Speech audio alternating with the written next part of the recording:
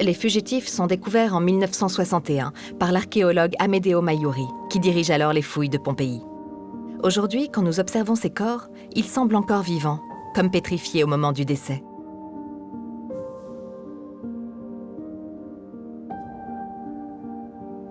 Cela a été rendu possible grâce à une technique expérimentée au XIXe siècle. Un archéologue italien, Antonio de Simone, explique le procédé. Ce moulage en plâtre est le premier de ceux qui ont été réalisés à Pompéi. J'étais à environ 5 mètres de hauteur sur la chaussée. J'ai remarqué un espace creux et j'ai immédiatement pensé qu'il pouvait s'agir d'un corps humain. Avec le temps, la chair se décompose. Mais la forme du corps est préservée sous forme de cavité dans la cendre solidifiée.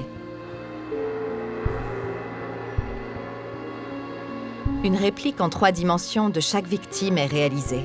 Pour ce faire, on remplit l'espace vide avec du plâtre à mouler.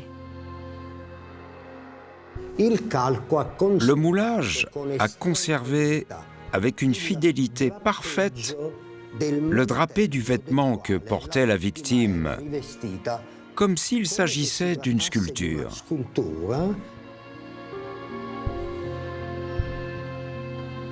Il convient de révéler un détail important.